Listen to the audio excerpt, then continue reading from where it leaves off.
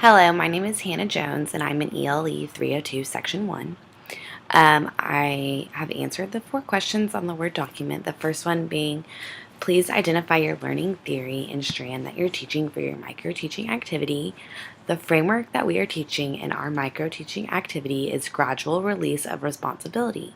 This type of learning theory ensures that students will become active participants in their learning by giving them responsibility continuously so the students are not overwhelmed with a ton of information. We are also using the top-down approach. This approach starts from the beginning or the overall main idea of the lesson that you're trying to teach and begins to be broken down further and further into smaller components to be better understood of the main idea.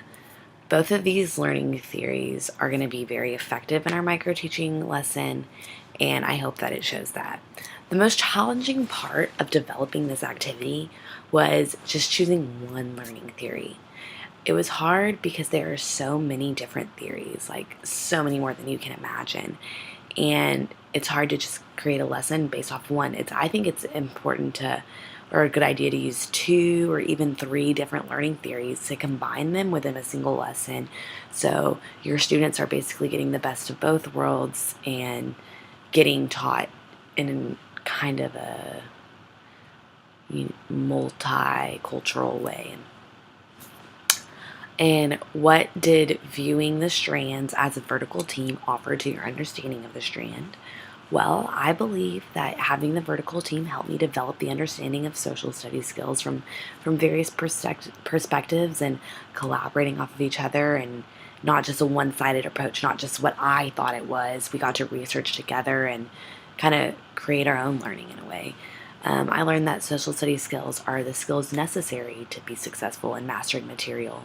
Oftentimes, there will be graphs and figures that students must read.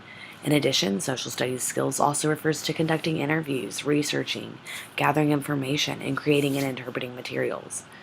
And something that I didn't know about before my strand, before I started studying it, was that social studies skills is just a huge, like, there are so many different breakdowns and components of it. I had no idea that just communicating is a huge social. You need social studies skills to communicate, to critically think, to problem solve, and you need social studies skills to make decisions. And I didn't realize how pertinent social studies skills are in today in society, and especially within the classroom.